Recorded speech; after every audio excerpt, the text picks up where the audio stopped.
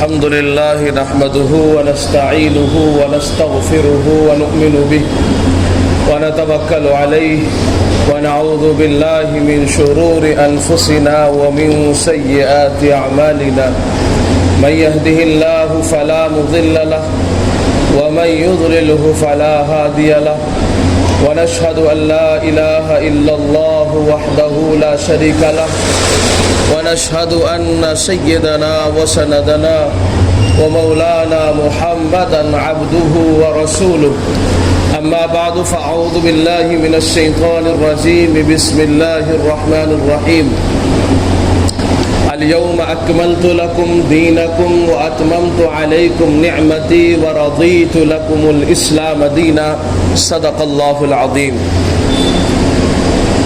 اللہ رب العزت والجلال نے اپنے حبیب جناب رسول اللہ صلی اللہ علیہ وسلم کے واسطے سے ایک ایسا ہمیں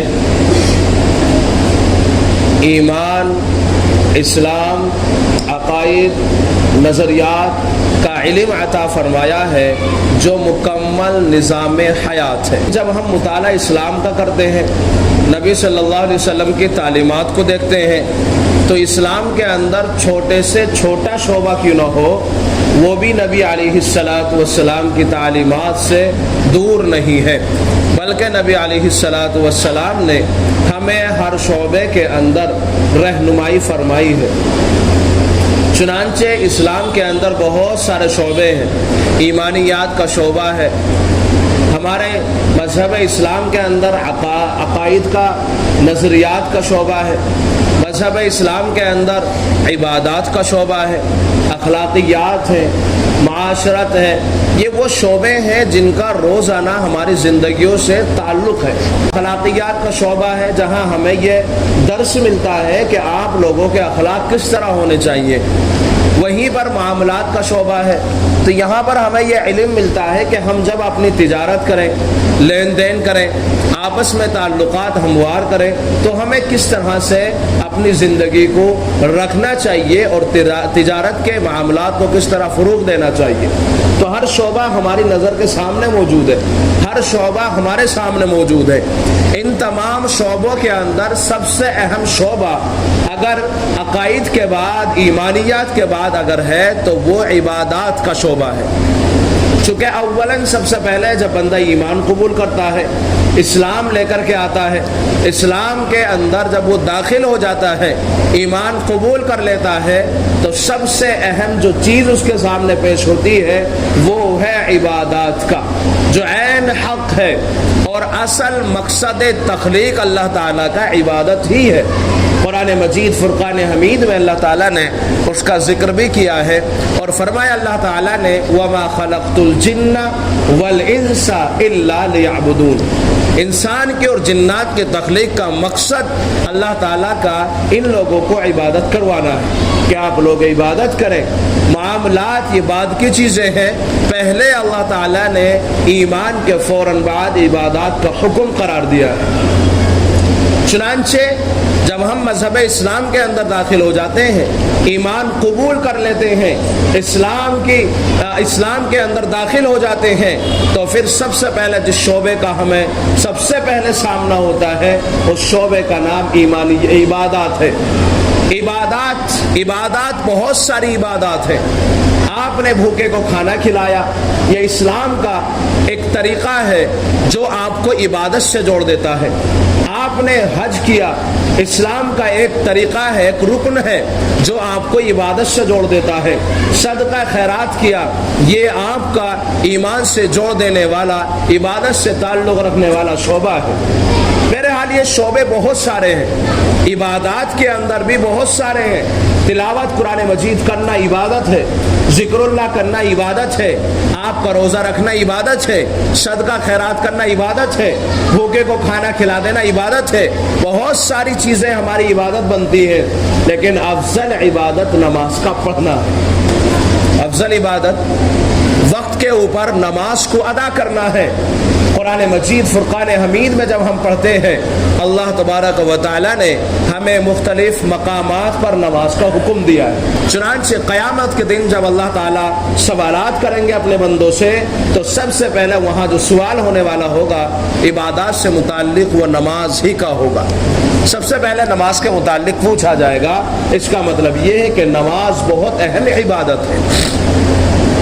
آئیے ہم سب لوگ مل کر کے یہ تحیہ کریں کہ انشاءاللہ ہم سب لوگ مل کر کے مسجد والا دین سیکھنے کی کوشش کریں گے، کیونکہ سب سے پہلے تعلق جو ہمارا ہے وہ عبادات سے ہے۔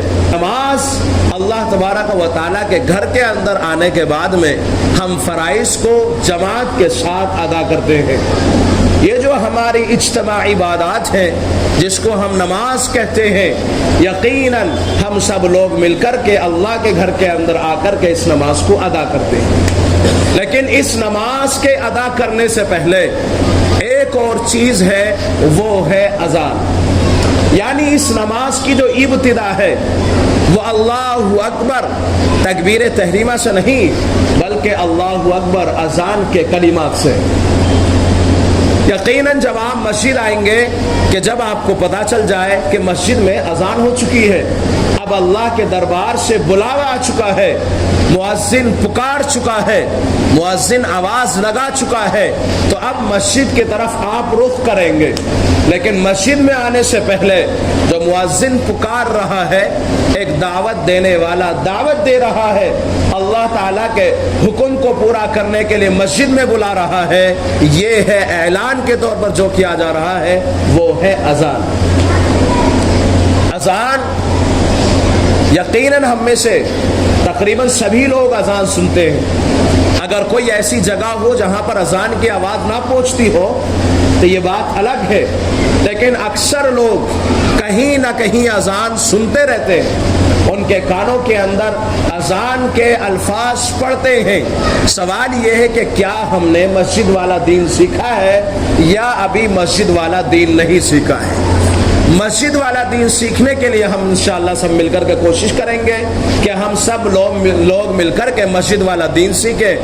مسجد والے دین کو سیکھنے کے لیے سب سے پہلے ہم اذان کی طرف جاتے ہیں۔ اذان کو ایک بندہ کھڑا ہوتا ہے جس کو ہم مؤذن کہتے ہیں، یہ بندہ کھڑا ہو کر کے اللہ اکبر پکارتا ہے اور یہ اذان کی ابتدا ہوتی ہے۔ مؤذن جو الفاظ کہتا ہے یہ الفاظ ہم سنتے ہیں۔ صحیح مسلم کے اندر ایک حدیث موجود ہے جس کے راوی عبداللہ ابن عمرو ابن العاص رضی اللہ تعالی عنہ ہے۔ صحیح مسلم کے اندر صحیح حدیث موجود ہے، اور اس حدیث کے تناظر میں انشاءاللہ مسجد والے دین کی ابتدا اذان سے کس طرح مسلمانوں کو کرنی چاہیے انشاءاللہ اس حدیث کے تناظر میں بات رکھنے کی کوشش کروں گا۔ حدیث کے اندر نبی علیہ الصلوۃ والسلام کا ارشاد موجود ہے کہ جس وقت میں مؤذن کہے اللہ اکبر، اس وقت میں آپ بھی کہیں اللہ اکبر۔ مؤذن کہے اشہد ان لا الہ الا اللہ تو آپ بھی کہیں اشہد ان لا الہ الا اللہ۔ مؤذن پکارتا ہے اشہد ان محمد رسول اللہ تو آپ بھی کہیں اشہد ان محمد رسول اللہ۔ مؤذن کہتا ہے حی علی الصلاۃ آپ کہیں لا حول ولا قوۃ الا باللہ۔ مؤذن کہتا ہے حی علی الفلاح آپ بھی کہیں لا حول ولا قوۃ الا باللہ۔ مؤذن پکارتا ہے اللہ اکبر آپ بھی کہیں اللہ اکبر۔ آخر میں مؤذن کہتا ہے لا الہ الا اللہ تو آپ کی زبان پر بھی آنا چاہیے لا الہ الا اللہ۔ یہ اذان کے کلمات ہیں جو مؤذن کھڑے ہو کر کے ایمان والے بندوں کو اللہ کے گھر کی طرف بلاتا ہے اور کہا جاتا ہے کہ اے اللہ کے بندو اللہ کے گھر کے اندر آ جاؤ تاکہ سب مل کر کے نماز کو ادا کیا جا سکے۔ مؤذن جو الفاظ کہتا ہے ایمان والوں کو اوپر یہ ذمہ داری ہے کہ جو مؤذن الفاظ کہے وہی الفاظ ہمیں بھی دہرانے ہیں۔ لیکن افسوس یہ ہوتا ہے کہ جب ہم نے مسجد والا دین نہیں سیکھا، مسجد والے دین سے تعلق نہیں بنایا، تو پھر مؤذن کہتا رہتا ہے، سارے الفاظ پڑھ دیتا ہے، اذان مکمل کر دیتا ہے، لیکن ہم لوگ اذان کا جواب نہیں دیتے، بلکہ اپنی گفتگو کے اندر ملوث رہتے ہیں، محو گفتگو ہوتے ہیں، اپنی باتیں چلتی رہتی ہیں، اذان ہوتی رہتی ہے اور ہم لوگ کچھ اس کا جواب نہیں دیتے۔ یہ اس لیے ہے کہ ہم نے مسجد والے دین کو نہیں سیکھا۔ لیکن آج کے بعد میں امید کرتا ہوں میں بھی اور آپ بھی اللہ کی ذات سے کہ انشاءاللہ اللہ تبارک و تعالی اگر ہمارے اوپر فضل فرما دے، کرم اور عنایت فرما دے، تو اللہ کی بارگاہ میں آج ہم یہ عرض کر دیں، اے اللہ آج کے بعد مؤذن جو کہے گا اس کے الفاظ جو ہمارے نبی نے بتائے ہیں انشاءاللہ ہم جو کہ تو دہرائیں گے نا۔ اگر آپ ایسا کرتے ہیں تو پھر اللہ تعالیٰ آپ کو بڑا اجر عطا فرمائے گا۔ وہ کیا اجر ہوگا میں بالکل اخیر میں آپ کو بتانے لگا ہوں۔ تو مؤذن جو کہے آپ کو بھی وہی الفاظ کہنے ہیں، مؤذن کی طرح وہ الفاظ اگر آپ کہہ لیتے ہیں، کس طرح کہنے ہیں؟ مؤذن فارغ ہوا اللہ اکبر سے فوراً آپ اللہ اکبر کہیں گے۔ مؤذن جیسے ہی لفظ مکمل کرے گا فوراً آپ کو اپنا لفظ دوہرا دینا ہے۔ مؤذن نے اپنی اذان کے الفاظ مکمل کر لیے، آپ نے بھی اپنی اذان کے جواب میں جو الفاظ حضور نے سکھائے تھے وہ مکمل کر لیے۔ حدیث پاک میں نبی علیہ السلام نے آگے ارشاد فرمایا، اس کے بعد میں جب اذان مکمل ہو جائے پھر میرے اوپر درود پڑھے۔ کیا پڑھنا ہے؟ درود پڑھے۔ ہم میں سے تو اکثر لوگ درود ہی نہیں پڑھتے، حالانکہ پیارے نبی صلی اللہ علیہ وسلم کے اوپر ہمیں درود کثرت کے ساتھ پڑھنا چاہیے، لیکن ہم لوگ ایسا نہیں کرتے۔ صحیح مسلم کے اندر صحیح حدیث موجود ہے جس میں دوسرا کام اللہ کے نبی علیہ السلام نے درود پاک کو قرار دیا ہے۔ تو مؤذن جو الفاظ کہے گا وہی ہمیں کہنے ہیں، اس کے بعد میں درود پاک حضور اکرم صلی اللہ علیہ وسلم کے اوپر بھیجنا ہے۔ جو بھی آپ کی درود آتا ہے، اگر آپ کو درود ابراہیمی جو نماز میں ہم پڑھتے ہیں وہ آتا ہے وہ پڑھ سکتے ہیں، اور کوئی درود آتا ہے جو اللہ کے نبی علیہ السلام سے ثابت ہے تو آپ وہ درود اللہ کے نبی علیہ السلام پر پڑھ سکتے ہیں، بھیج سکتے ہیں۔ اور تیسرا کام حضور اکرم صلی اللہ علیہ وسلم نے بیان فرمایا کہ تیسرا کہنا ہے کہ اللہ تعالی سے کہ اللہ ہمارے نبی جناب رسول اللہ صلی اللہ علیہ وسلم کو وسیلہ عطا فرمائے۔ تیسرا کام کیا ہے؟ وسیلے کے لیے اللہ تعالی سے دعا کرنا کہ اللہ ہمارے نبی کو وسیلہ عطا فرما۔ وسیلہ کیا چیز ہے؟ میں اگر تھوڑا سا مختصر الفاظ میں آپ کو بیان کر دوں، امید ہے کہ آج کے اس درس کے اندر یہ بات آپ کے اوپر واضح ہو جائے۔ تیسرا کام نبی علیہ السلام نے وسیلے کو بیان فرمایا۔ وسیلہ کیا چیز ہے؟ اسی حدیث کے اندر اس کی تشریح ہمیں مل جاتی ہے۔ اس حدیث کے تناظر میں وسیلے کو سمجھے اس طرح کہ بہت بڑی اللہ تعالیٰ نے جنت بنائی ہے جس کے 8 دروازے ہیں، اور 8 دروازوں میں افضل مقام اس جنت کے اندر جنت الفردوس ہے، جس کے بارے میں اللہ کے نبی علیہ السلام نے بیان فرمایا کہ جب بھی جنت مانگو تو جنت الفردوس کو اللہ تعالیٰ سے طلب کرو۔ بہت بڑی جنت ہے۔ وَسَارِعُوا إِلَى مَغْفِرَةٍ مِّن رَّبِّكُمْ وَجَنَّةٍ عَرْضُهَا السَّمَاوَاتُ وَالْأَرْضُ۔ کتنا بڑا زمین اور آسمان کا حصہ ہے، کتنی چوڑی چکلی زمین ہے۔ اللہ تعالیٰ نے ان تمام چیزوں کو ہمارے سامنے رکھا اور ہم اپنی نگاہوں سے اس آسمان کو دیکھتے ہیں اور ہم اس زمین کو دیکھتے ہیں۔ کتنی بڑی زمین اور آسمان بنائے ہیں۔ اللہ تعالیٰ نے جنت کو اس سے بہت بڑا بنایا ہے۔ اس جنت کا وعدہ اللہ تعالیٰ نے اپنے نیک بندوں سے کیا ہے کہ ہم اپنی اس جنت کا وارث اپنے نیک بندوں کو بنانے والے ہیں۔ اس پوری جنت کے اندر ایک جگہ ہے، ایک مقام ہے، اور اس مقام کا نام وسیلہ ہے۔ اس مقام کا نام وسیلہ ہے۔ پوری جنت کے اندر ایک ہی مقام ہے اور ایک ہی نبی کو ملنے والا ہے۔ اب یہ بتائیں، یہ جو مقام ہے جس کو وسیلہ کہا گیا ہے، اللہ تعالیٰ نے ایک نبی کو دینا ہے، ایک ہی مقام رکھنا ہے۔ دل پہ ہاتھ رکھ کے بتائیں اس مقام کا صحیح حقدار کون ہے؟ کون ہے صحیح حقدار؟ ڈرتے ڈرتے بتا رہے ہو، زور سے بتاؤ۔ حضور اکرم صلی اللہ علیہ وسلم ہی حقدار ہے۔ درود پاک پڑھ دو صلی اللہ علیہ وسلم۔ یہ وہ مقام ہے جو اللہ تعالیٰ نے اپنے حبیب کو دینا ہے، لیکن مقام ایک ہے اور ایک ہی نبی کو دینا ہے۔ اس مقام کے اوپر اگر کوئی جلوہ افروز ہونے کا حق رکھتا ہے تو وہ میرے اور آپ کے نبی جناب رسول اللہ صلی اللہ علیہ وسلم ہے۔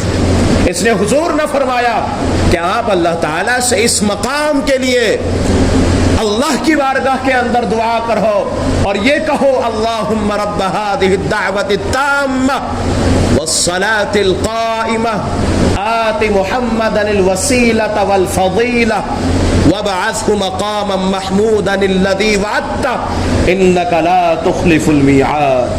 میرے ایمان والے بھائیو، آج سے آپ یہ ارادہ کر لیں کہ یہ تین کام ہمیں ہر روز کرنے ہیں، ہر اذان کے بعد کرنے ہیں۔ اگر یہ تین کام آپ کر لیتے ہیں، تینوں کاموں کو آپ ہر روز 5 وقت انجام دیتے ہیں، حدیث پاک میں میرے نبی علیہ السلام نے ارشاد فرمایا اس بندے کو اللہ کیا عطا کریں گے؟ فرمایا اللہ تعالیٰ اس کے حق میں میری شفاعت کو واجب قرار دے دیں گے۔ میرے اوپر واجب ہے، اگر کوئی بندہ ایسا کرتا ہے میرے اوپر واجب ہے، قیامت کے دن میں اس بندے کی اللہ کی بارگاہ کے اندر شفاعت کروں گا، اور یہ شفاعت کرنا میرے اوپر واجب ہو چکا ہے۔ میں بھی چاہتا ہوں میری شفاعت حضور اکرم صلی اللہ علیہ وسلم فرما دے، آپ بھی چاہتے ہیں، کیونکہ ہم سب لوگ ہی گناہ گار ہیں، خطا کار ہیں، سیاہ کار ہیں، نمازوں میں جان نہیں ہے، تلاوت میں جان نہیں ہے، اعمال صالحہ سے خالی ہے، ذہن درست نہیں ہے، خیالات درست نہیں ہے، تفکرات اور تدبرات اور نظریات درست نہیں ہے۔ یقیناً اب ضرورت اس بات کی ہے کہ اللہ کی بارگاہ کے اندر شفاعت ہو جائے۔ اگر شفاعت نہیں ہوتی تو یقین جان لیجئے ان گناہوں کی پاداش میں اللہ تبارک و تعالی دہتی ہوئی آگ کے اندر داخل کریں گے۔ کیوں؟ کیونکہ اعمال صالحہ نہیں ہے، اعمال بد ہمارے پاس میں ہے، گناہوں کی گٹھلیاں ہمارے سروں کے اوپر ہے۔ آخرکار اگر انہوں نے شفاعت نہ کی تو بتاؤ ہمارا ٹھکانہ کیا ہوگا؟ جہنم ٹھکانہ ہوگا۔ اس لیے میرے ایمان والے بھائیوں، آج سے ہمیں 3 کام کرنے ہیں۔ مؤذن جو کہے گا اس کے ساتھ میں ان الفاظوں کو دہرانا ہے۔ اس کے بعد حضور اکرم صلی اللہ علیہ وسلم پر درود پاک پڑھنا ہے، آپ کی بارگاہ کے اندر درود بھیجنا ہے، اور تیسرا کام اللہ کے نبی علیہ السلام کے لیے دعا درود کے بعد میں وسیلے کی دعا کرنی ہے۔ کریں گے انشاءاللہ۔ یہ دعا بہت زیادہ بڑی نہیں ہے، بہت چھوٹی سی دعا ہے۔ صحیح بخاری کے اندر بھی اس دعا کو نقل کیا گیا ہے، اور دوسری احادیث کی کتاب کے اندر بھی ان الفاظوں کو جو میں نے ابھی پڑھ کے سنائے نقل کیا گیا ہے۔ اس لیے آپ روزانہ کم از کم 1 سے 2 الفاظ ضرور سیکھیں، اور سیکھنے کے بعد اپنے نبی کے اوپر اللہ کی بارگاہ کے اندر یہ الفاظ بھیج کر کے وسیلے کی دعا ضرور کریں گے انشاءاللہ۔ یہ ہے مسجد والے دین کی شروعات۔ مسجد میں آتے ہی تب جب اذان ہو جاتی ہے، اب مؤذن پکار رہا ہے چلو اللہ کے گھر کے اندر، تو مسجد والے دین کو آج ہم نے سیکھنا اسٹارٹ کیا، اور اس کی ابتدا اذان سے ہوئی ہے۔ اگر ہم اذان گھر میں سن لیں تو اذان کا جواب وہیں دیں گے۔ مسجد میں داخل ہو گئے پہلے مسجد میں آ چکے ہیں, یہاں مؤذن اذان دینے کی آواز ہمارے کانوں میں پڑ رہی ہے, تو ہمیں مسجد میں بیٹھ کر کے الفاظوں کو دہرانے کی ضرورت ہے. لیکن ہم مسجد میں بیٹھنے کے بعد میں بھی مؤذن کی آواز تو سنتے ہیں, لیکن اپنی باتوں کے اندر مسلسل لگے رہتے ہیں, جس کے بنیاد کے اوپر الا ماشاء اللہ لوگ جواب دے پاتے ہیں. اس لیے آج سے یہ ارادہ کریں گے, اللہ جو کچھ اب تک ہو گیا معافی کے طلبگار ہیں, آئندہ انشاءاللہ ایسا نہیں ہوگا. آپ کے گھر سے مؤذن پکارے گا, ہم اس کی پکار کا ضرور جواب دیں گے انشاءاللہ. دوسری بات درود پاک کا اہتمام کریں گے. تیسری بات وسیلے کے لیے اللہ کی بارگاہ کے اندر جن الفاظوں کو ہمارے نبی نے سکھایا ہے ان الفاظوں کو پیش کر کے دعا وسیلے کی ضرور کریں گے. یہ تینوں باتیں یاد رہیں گی, خود بھی سیکھنی ہے, اپنے گھر والوں کو بھی سکھانی ہے. یہ جو میں یہاں باتیں آپ کو بتاتا ہوں یہ فقط آپ کے لیے نہیں ہے, فقط آپ کے لیے نہیں ہے, یہ تینوں باتیں آپ کے گھر والوں کے لیے بھی. ہماری ماں اور بہنیں جو گھروں میں رہتی ہیں ان تک دین کی بات نہیں پہنچ پاتی. کون پہنچائے گا ان تک دین کی بات؟ آپ کی ذمہ داری ہے. جو آپ یہاں سیکھیں گے وہ جو کی تو باتیں اپنے گھر میں جا کر کے کسی بھی وقت میں اپنے بیوی بچوں کے درمیان میں اس کو شیئر کریں گے. حدیث پاک نبی علیہ السلام کی ہے, بلغوا عنی ولو آیا. یہ اللہ کا پیغام اگر تھوڑا بھی ہے نا تو یہ بھی آپ کو گھر تک پہنچانا ہے. چھوٹے بچے ہم سے سیکھتے ہیں. اگر ہم اذان ہوتے ہوئے باتیں کرتے رہیں گے تو چھوٹے بچے ہم سے یہ سیکھیں گے کہ اذان ہوتے ہوئے باتیں کرنا جائز ہے. چونکہ ہمارے بڑے بھی باتیں کر رہے ہیں لہٰذا باتیں کرنا درست, تو وہ بھی باتیں کرتے رہیں گے.